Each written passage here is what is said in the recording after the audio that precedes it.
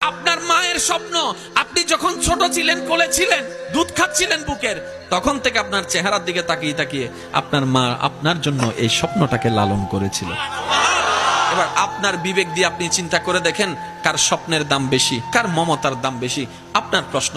এবার আমি যদি সেই সন্তান হই যে নিজের ইচ্ছা চাওয়ার কারণে, স্বপ্ন পূরণ করার কারণে মা বাবাকে সমাজের সামনে এমন পরিবেশে ঠেলে দিলাম, সবাই মা বাবাকে আঙ্গুল তুলে কথা বলে, তাহলে বুঝতে হবে আমি পারফেক্ট সন্তান হতে পারি নাই। সন্তানে যদি হতে না পারি, মানুষ হবে কোন দুঃখে? যদি সন্তানে হতে না পারি, রবের বান্দা হওয়া যায়? একটার সাথে একটা কানেক্টেড। আমি কেন কথাগুলো বলছি আমার ভাইয়েরা একটু শুনেন। নিজে বাঁচলে ভাবেন না, আমার কবর নিয়ে আমাকে ভাবতে হবে, আপনার কবর নিয়ে আপনি ভাববেন। আপনি আমি হয়তো রাস্তায় দেখা হলে হাই হ্যালো বাই, এতটুকু। এরপরে তো আপনি আপনার জায়গায়, আমি আমার জায়গায়, রাতের বেলা আপনি আপনার রুমে, আমি আমার রুমে। দিন শেষে আপনি আমি রবের সামনে